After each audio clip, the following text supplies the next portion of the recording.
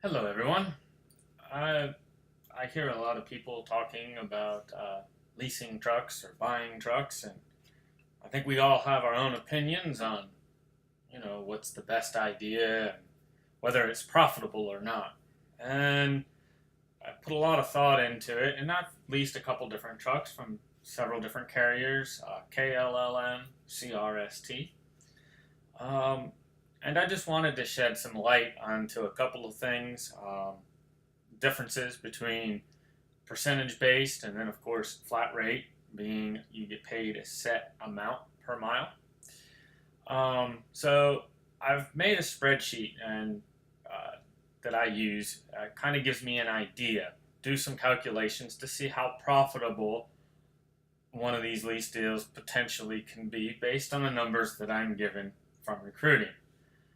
I, generally speaking, most of the programs that I've looked into can be profitable, but generally speaking, uh, they're not going to make you rich. We will put it that way. So here's what here's what we have laid out. The current of what you see, uh, different companies vary in how they do things. This particular one that I laid out was based upon information. I'm trying to remember what company it was, and I don't remember who I went with, but it was a mileage based operation. You see that they paid 90 cents per mile with a fuel surcharge right around 22 cents. Obviously, this is a flat rate calculation. Um, Truck lease payment at 544. I bundle insurance together. Basically, insurance includes your bobtail, your just all of the other stuff that goes into it, your accident, your occupational health, all that kind of stuff is bundled right here. Home expense, I'll get into that later. Uh, for right now, uh, actually, I'm going to go and zero that out. And then we got actual fuel cost. In these, I kind of do more of an estimated fuel cost.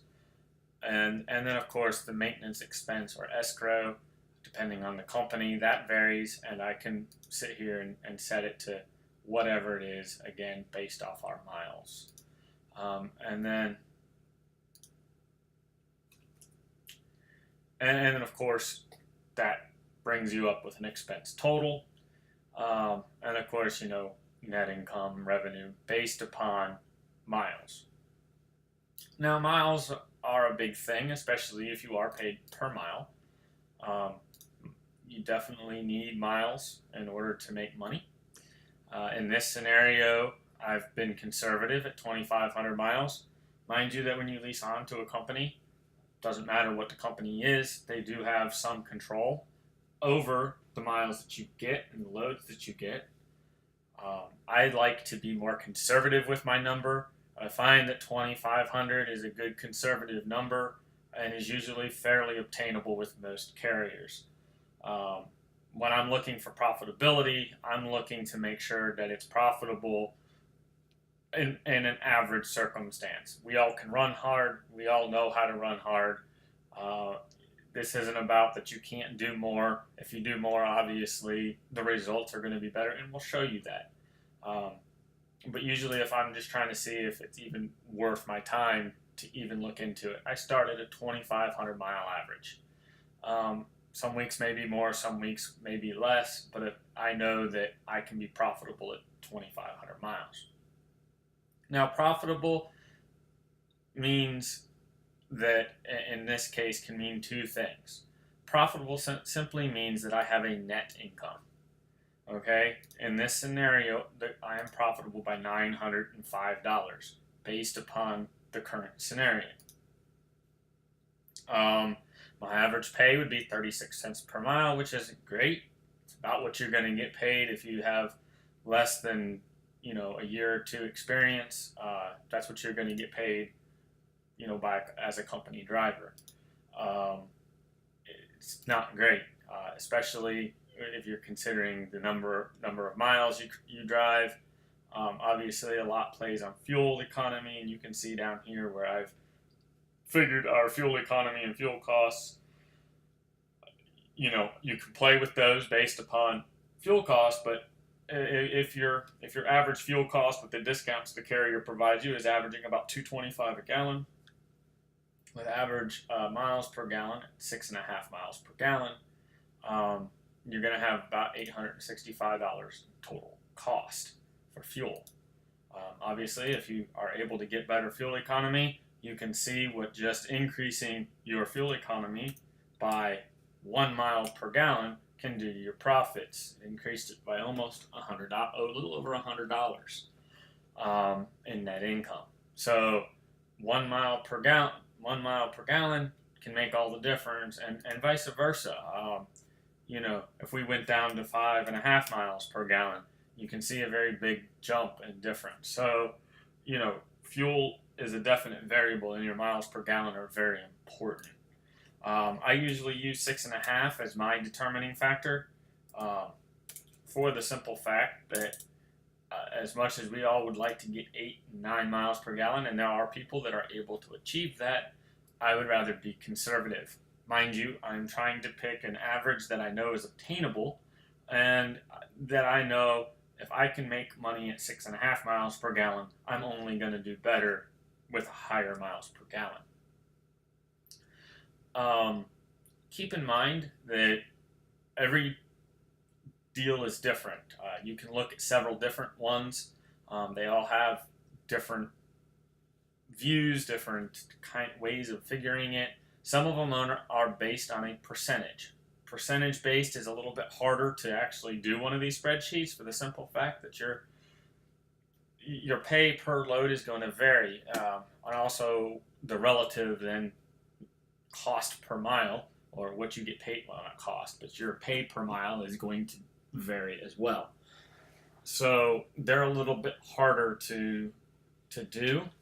Generally speaking, though, if you are doing it, you're usually going to average somewhere around $1 per mile, and probably a similar type of fuel surcharge on average. I know when I was doing it, I averaged somewhere between $1 and $1.50 per mile. A lot of it had to do with the load, where it was coming out of, and going to. That plays a big part in it.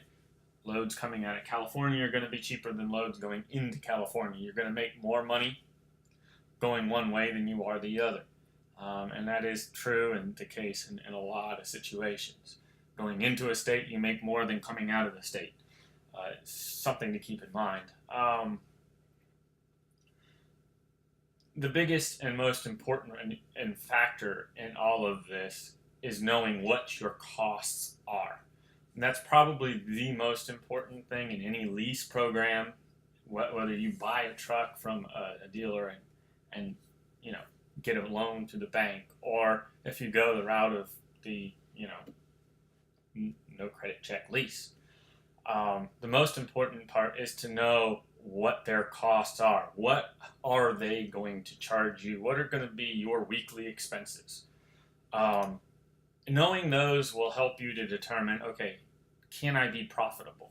Can I make this work? How hard am I going to have to run to make what I need to succeed? And success is being able to pay not only your bills, but then, of course, net money after your bills. And that's where where I put in home expense. Home expense is a very important part of the equation.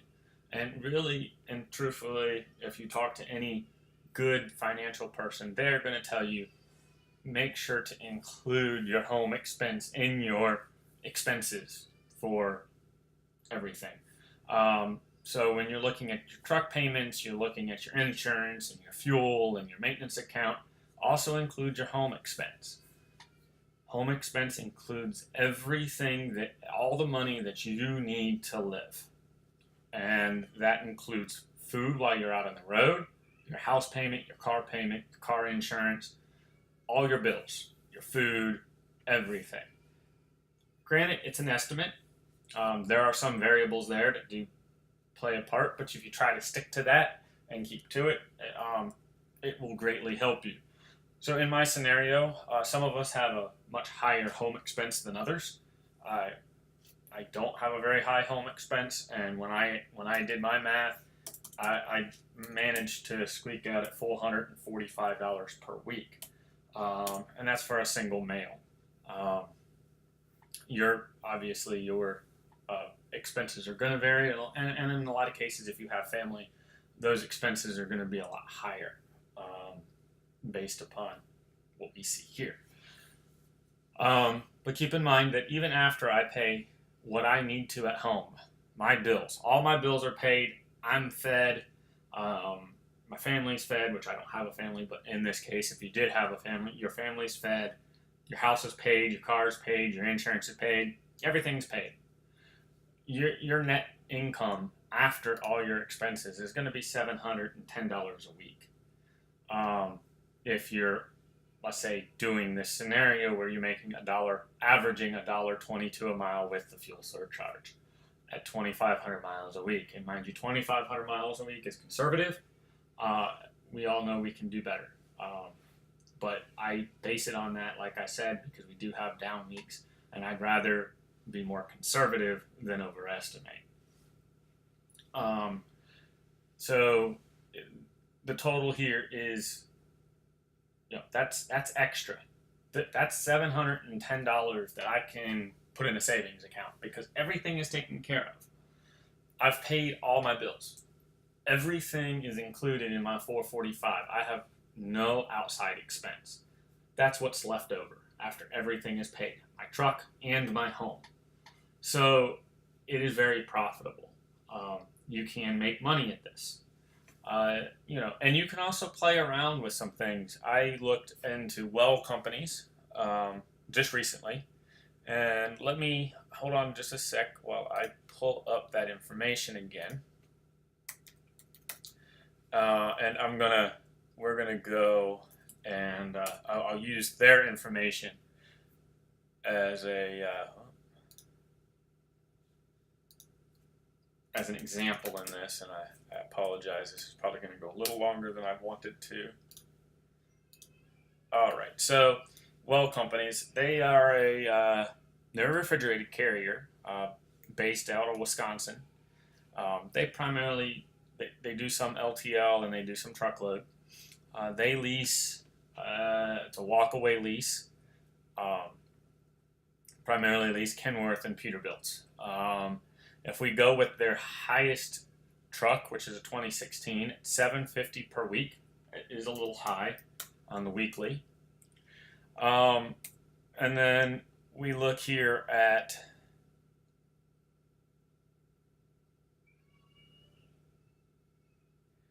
and then we have to let me do some math real quick, come up with their insurance numbers. This is going to vary a little bit based on carrier. It's nice to get this breakdown so you know exactly what you're getting charged for, because it enables you to better make a judgment as to what all the extras are. So let's see here. So we got 761, 2987, 4230. They don't pay for tolls, so that is on you. They require a 13-cent per mile escrow. So let me change that in our little thing. It's going to cost you an extra $25. However, it is a maintenance escrow, and from what I understand, you do get that money back at the end of the lease, or if you do walk away, provided you didn't destroy their truck, you'll have money left afterwards.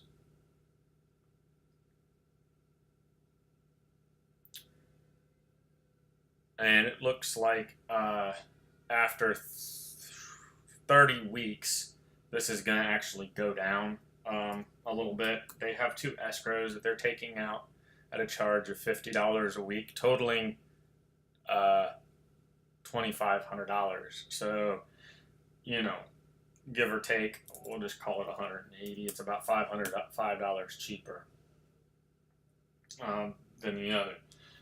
Mind you, this is a 2016 Peterbilt 579. Again, I've used the same numbers that I did before based on 6.5 miles per gallon. Kind of the same figure to 2,500 miles, dollar a mile with 22 cents. I'm not figuring anything else out. Now, mind you, my average pay per mile is 19 cents per mile. Oops. And you're going to sit there and go, well, that's horrible. I said, but you got to think that's 19 cents per mile profit. That's my profit, because this only is taking into consideration my net income and my miles. It does not take into account what I've already done over here, which is take out money for everything else. Because all of my expenses in this net income here are included. Everything is paid. I'm fed even. So that's extra. I could put $484 a week away in savings, and I wouldn't have to touch it. So that's net. That's net pay after all expenses. Means that my life is completely handled. I'm making 19 cents per mile in this scenario. Now you're saying, well, that's not a real good thing. So let's take our home expense out, because that doesn't include, that's home, right? So if we take that out, I'm making 37 cents per mile. Again, not really all that great, all things considered. When you look at what you can make as a company driver, especially for the added headache, a lot of people call it. So, can you make money? Yes, you can. Is it for everybody? No. You really have to determine why. What is your reasoning behind going lease? Do you want to own the truck? If you want to own a truck, leasing may or may not be the way to go. If you're looking for flexibility, if you're looking for a little bit more freedom, I'm not going to say that you have more freedom when it comes to days off. You're not. Actually, you're probably going to have to work harder because of the truck payment. Time off is going to be at a premium in this scenario. But freedom, when I talk about freedom, I'm talking about freedom to run the truck as you like, completely. Not just how you set up the truck and how you sleep and all that. A lot of your company drivers, and a lot of company drivers in the day age, if you're like me, you don't like to be micromanaged. And what I mean by micromanage is you're told the route you need to go, you have to follow. You're also told where you fuel, and your card will only work at those fuel stops. And you have to make that work within your schedule, however you want to do that. We all have our different ideas about how to fuel. There's many different ways of fueling. And some of them, I usually, for simplicity's sake, I go for efficiency. I don't like to have to stop during the day for fuel. So if I need fuel, I'm going to get it first thing in the morning at the truck stop where I spent the night. That way, I don't have to worry about it the rest of the day. Well, that's not necessarily possible if the company that you're driving for as a company driver dictates your fuel stops. You're going to have to fuel where they want you to, and that may or may not land where you need it to. So, I just personally, I like the freedom that comes along with I can go the route I want, I can stop where I want for fuel, regardless. And I'm not going to sit here and say that I'm making better choices than the company is. Probably not. But I'm not beholden to letting them tell me exactly everything I have to do. That's my big thing. Then that's the big reason I lease. I don't lease to get rich. I don't think anybody should. You can come out with a truck. This lease that I put in here now is a walk-away lease.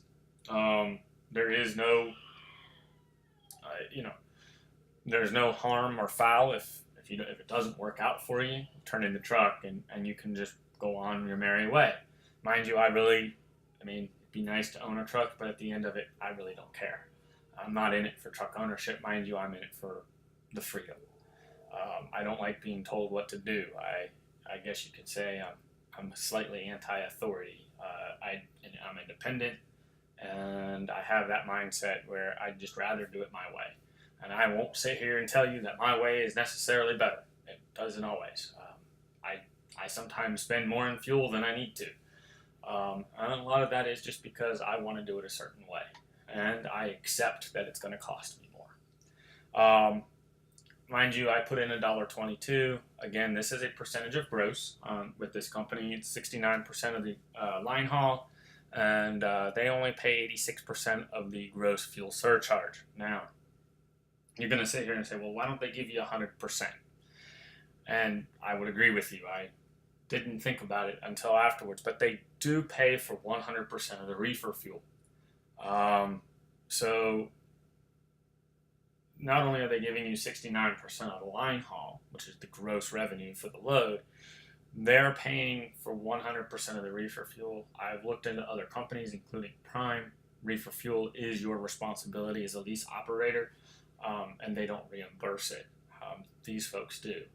And I do believe that's part of the reason why they take the 14% to help cover the costs associated with covering reefer fuel. So they are paying for fuel for the reefer under this, which I think is fair. They also don't charge any kind of trailer rental or anything like that. When I included that, you're paying for bobtail insurance, workers' comp or occupational health insurance, your physical damage insurance. And then there's $50 for deposit escrow a week, which lasts 20 weeks, and a $50 per week for 30 weeks on the PeopleNet escrow. I'm not sure if you get that money back. Escrows usually you do, provided that again you return the truck and it is in good shape. So that's just a little bit on is it profitable? Can it be done? Are they ripping you off? Do the math and be conservative. Something I always tell people, and I like to do this, I like to put in the worst possible scenarios. And I just kind of see where I'm at. What I'm doing. And knowing that, knowing if I make $1.22 per mile, where am I going to be at? How many miles does it take for me to go broke?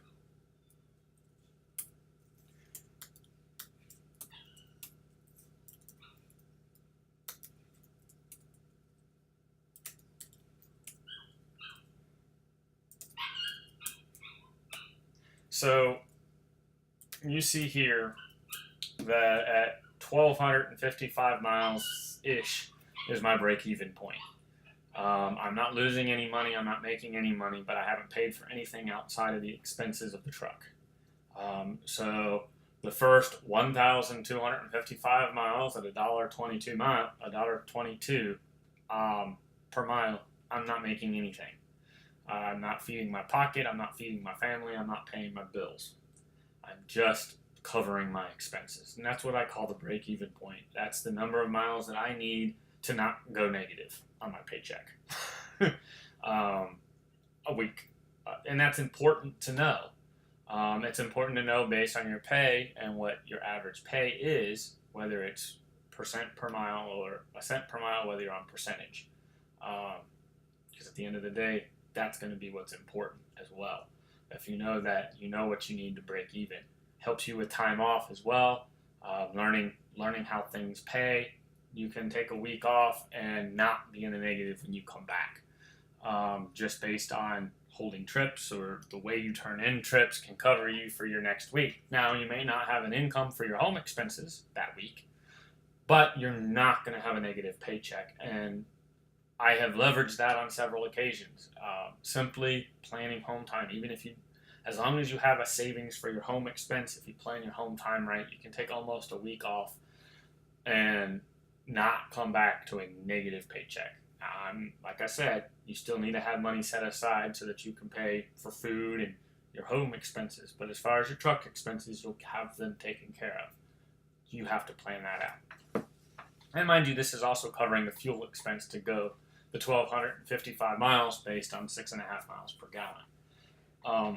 Something just to look at. Obviously, the higher that is, the harder it's going to be to make money, for the business to make money, even without home expense. I've seen a couple of leases where I wouldn't do them. They would require you to run close to 3,000 miles per week, and even then, you're going to bring home, you're going to net $400 or $500. 2,500 miles a week, you'll be lucky to have a $100 or $200 paycheck.